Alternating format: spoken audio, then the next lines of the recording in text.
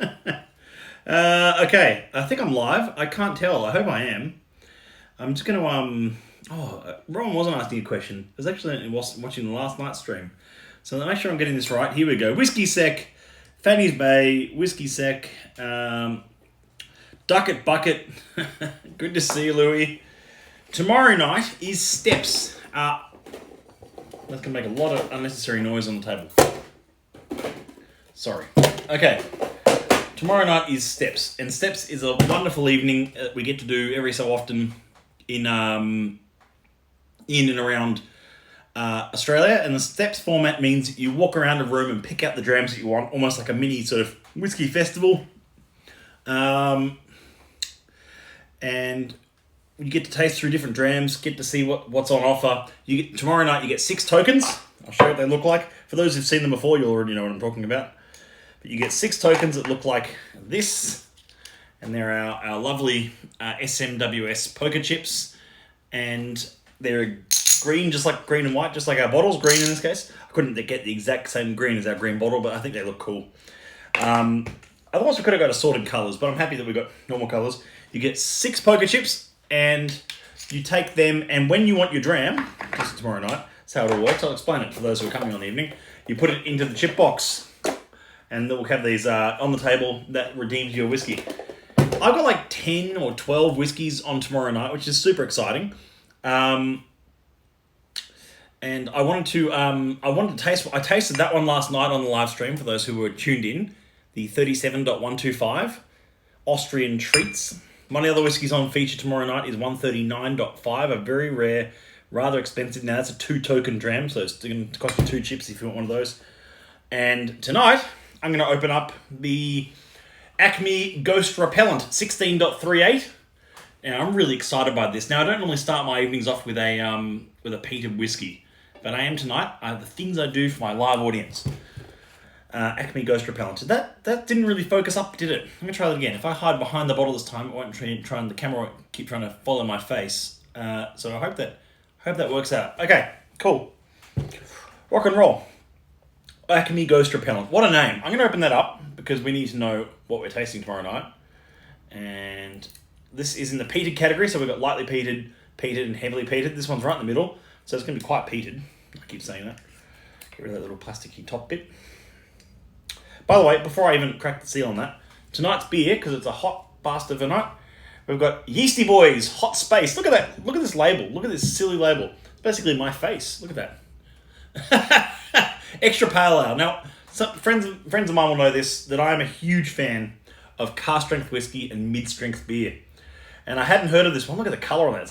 It's like all hazy and ooh, lovely. It's like pineapple juice. And it is actually a bit pineapple. It's got a lot of pineapple in it. It's still got a lovely savoury palate. Anyway, that's a really good summery beer. Can we buy extra chips? Jim Finnegan, can we buy extra chips? I think so. Yes, you can. So extra chips will be available on the night. I completely forgot to mention that. So if you want extra chips, you'll start with your 6, which is all included in the ticket. You know what? I am biased because we run the event, but I've got to be honest. I think that the value offering of tomorrow night is bloody awesome. So it's like $79 for a ticket. Includes live music, includes all your all supper, like dinner and canapé, not dinner, but like canapé service throughout the night. Welcome drink. There's some complimentary beers. There's your 6 whiskeys. It's a huge party for $79. I think that's really good value, especially in this day and age. And you're drinking 6 car strength whiskeys and sometimes very, very expensive ones. So that's very exciting. So yes, you can buy extra chips in the night. I'll talk about that for everyone who's coming tomorrow night. I hope to see you all there. So, I'm going to pour a dram of 16.38 Acme Ghost Repellent. This is on tomorrow night. And I want to just do a little bit of a preview because I've actually not had a chance to taste this. I'm just going to have a tiny bit because I want to make sure that everyone gets a bit of that tomorrow. And if I go ahead and pour myself a big, healthy, beefy measure of that, people will miss out. Oh, you know what? There's something about peated whiskey that's not from Islay. And I know that's it's not just Islay that make peated whiskey. There are lots and lots and lots of distilleries, not just in Scotland but around the world, make peated runs of their spirit. The peating is done at the first stage of the production method. It's with the malting of the barley. It's you shovel in peat, dry cut peat, that's rolled out and dried, and then shoveled in into the kiln, and that smokes the barley. So when you're going from malting, mashing, fermenting, distilling, maturing, the five main production parts of the production line of making whiskey, it's right at the beginning. It's right in the first part that makes a whiskey peated.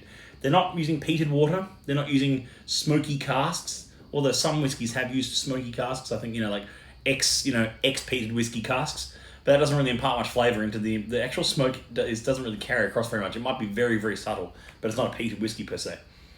But I love non-Islay peated whiskies. I love our 66s. And in this case, I also love our 16s now. Some of the 16s we're getting are from, this is technically Ruad Mor. I can talk a bit more about that tomorrow night. But this is, pure. You know what? There's a tasting note on the bottle that says it's pure farmyard in a glass. I'm inclined to agree. That's a lovely note.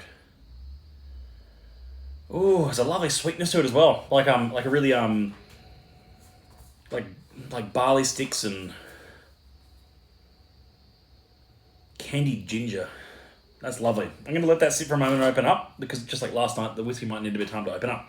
So, now I'm going to answer some questions that have come through today, and I think there were some really good ones. So I've had this thing where people are sending me questions for the live stream, and sometimes they're getting a chance to watch it live, sometimes they're watching it later on YouTube. Whatever you like to do is up to you. Okay, so one of our members messaged me earlier today and said, so some of my SMWS bottles just say Hogshead, and others say things like ex-bourbon Hogshead. I can usually tell from the colour if it's an ex-bourbon or ex-sherry cask, but that's not always the case. I have a bottle that is from a virgin oak hogshead, according to the label, and the website description then reveals it was an ex-bourbon hogshead for 12 years before this, so that was extra maturation in virgin oak. Any tip, just like this 37125 in front of me that we tasted last night.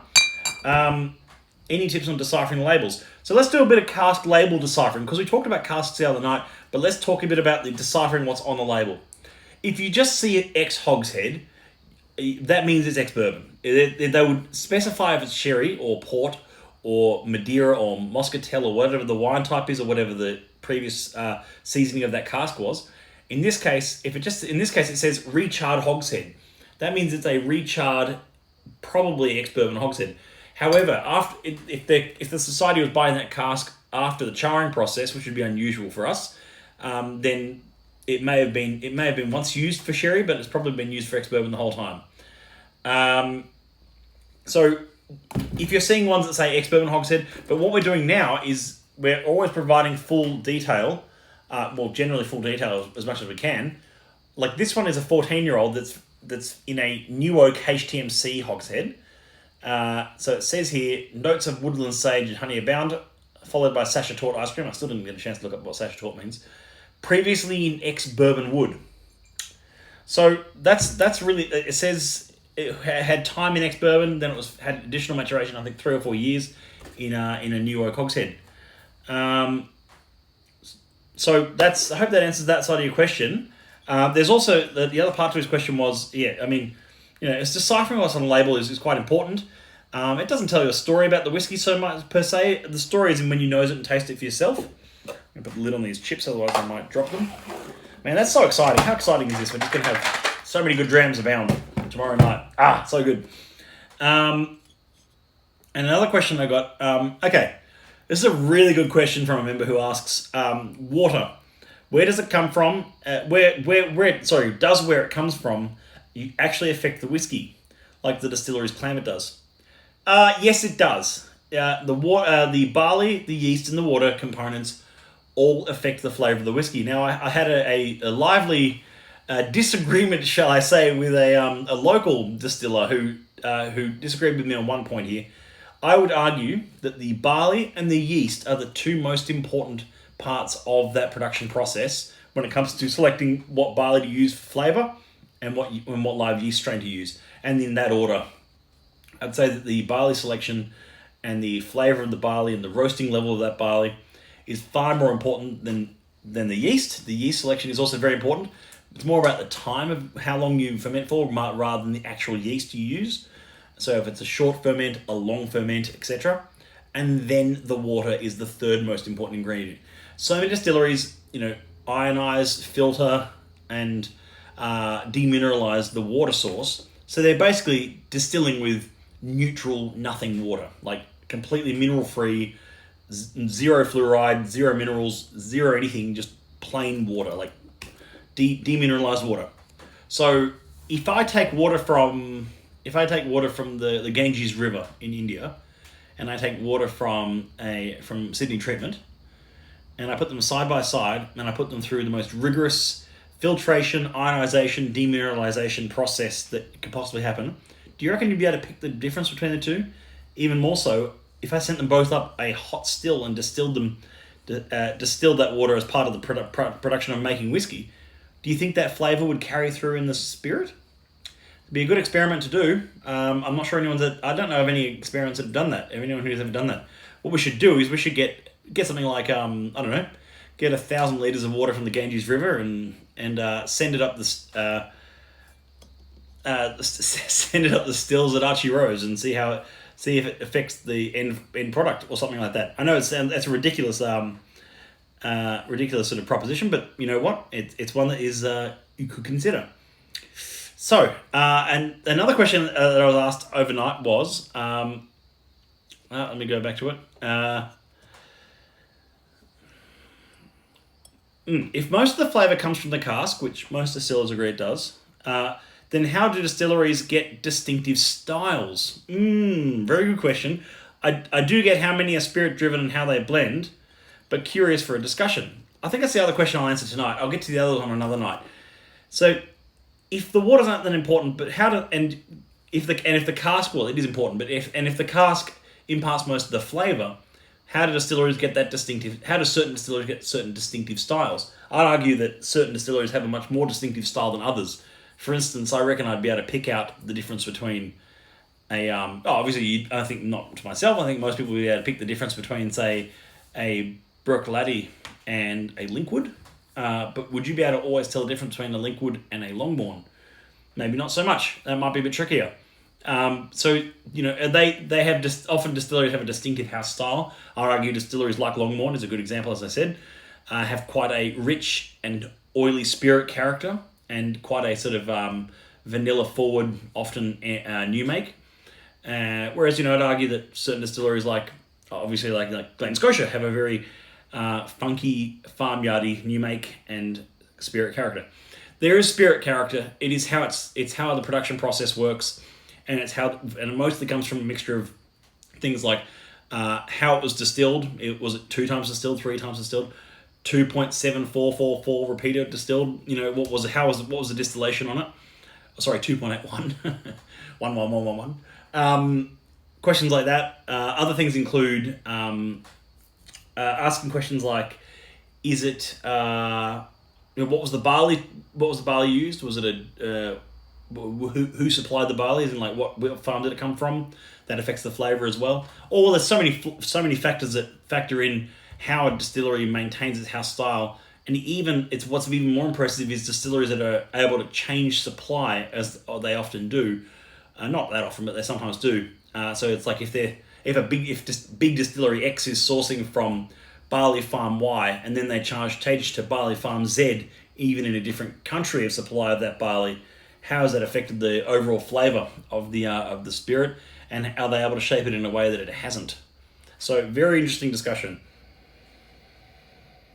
The short answer is really there is house styles to a spirit, and obviously society casks are often, if not almost always, completely departed from that, which is kind of the exciting part, in that you could taste in this case, no kidding, a peated whiskey from Distillery 16.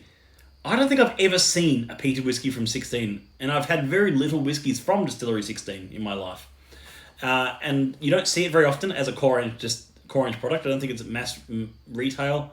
I think you sometimes see bits and bobs. There's a no age statement one. There was one called the James Fairley edition. I'm talking about Glenturret Distillery for those who are wondering. There was a whiskey called the James Fairley edition of Glenturret, which is a very cool piece of history, because James Fairley from Whiskey and Almond, who's just finished up his last ever shift after 6 years behind the bar there, His dad, I think, is the head distiller at Glenturret Distillery. If he's not head distiller, he's master distiller, or I don't know his exact title, but I know he sort of runs Glenturret. So, which is kind of cool. It's like, he's got this he's got this family history with the distillery, and so his dad bottled, I think, a 32, 33-year-old Glenturret, and I think it was one of 3 bottles or one of 6 bottles ever bottled, and it was called the James Fairley edition. And then James had a bottle in the cabinet at Whisk and Almond, which was shared around with some close friends and those who were keen enough to buy a dram, I think. But you don't see peated whiskey out of this distillery very often. Yes, sorry. Copper contact of the stills, Whiskey Gaucho is correct. There's heaps of factors, and I glossed over that a bit by saying, how many times it's distilled, how it is distilled. The copper contact of the still itself provides a flavour element to the spirit, as does so many factors that lead up to that. And I think there was a scientist who did this research on this a few years back and found that it was something like 114, 115 different points of contact that changed the flavour of a spirit. And the stills is just one of those. And so there's all these different points of that create that house style spirit. And then the cask obviously layers a flavour profile on top of the raw spirit, which then provides us with lovely, lovely, lovely whiskey. That's mellowing out a bit more in the glass now.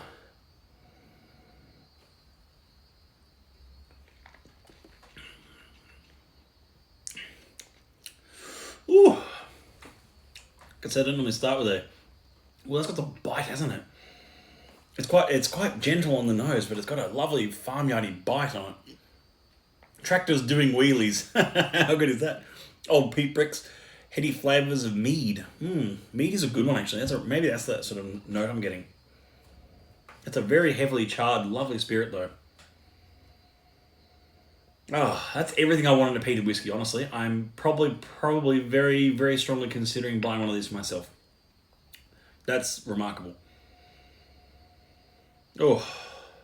For those who like their whiskies a little bit on the sweet side, a little bit on the charry side, like alligated casks, and those who like things like a bit of sweet peat, slight hints of like bacon on a barbecue. Lovely. That's exactly what I want in a whiskey. Honestly, it's a very no-nonsense, lovely peated whiskey. I'm just having a tiny bit of it, only just a tiny dram, because I want to save the rest for you all tomorrow night at our Steps tasting, which I'll do a live from. It'll be a bit of a strange live. I don't think I'll be live right at 8 o'clock, but keep your eye on your Instagram feed, and we'll see when I'm able to go live. There'll be, of course, stuff coming up on our story and on our feed throughout the evening of what's happening, and then of course the next day for Melbourne as well, which I'm really looking forward to both. So wish me luck, and maybe I'll find some time on Sunday to sleep. You're enjoying a 4.2 for 1, thanks AP. Yeah, there we go. You mean AP, app? Roaming Ambassador Live, yes. Whiskey Steens, you're going to love this one, honestly. I know you and your partner enjoy peated whiskey, Dr. Tim, and you've loved your 53s before. This one is going to be right up your alley. It's so good. Oh, it's just delightful. It's just really everything you like in a whiskey. It's so much better than I was expecting, actually, if I'm being honest. Not that I was expecting poor things, but I still have that bias. I think we all do in some ways. I still have that bias towards non-Isla peat. Like we think that 66s aren't as good as 53s. How is that? That is not even close to being remotely true. There's so much complexity to those whiskies, and you say, they've got to be, it can be enjoyed, and just discovering the flavors that are within. I might just have a bit of cleansing ale.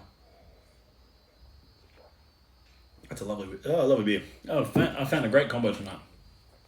The chip box will be open tomorrow night, and I hope I've answered a couple of your questions. 2 of those questions were from Lachlan. Hope that helps. I'll get onto those other ones, I think, in the next official live, which won't be Friday or Saturday night, but it will be probably Sunday. I'll do a nice longer live, possibly from, I don't know where I'll be on Sunday night.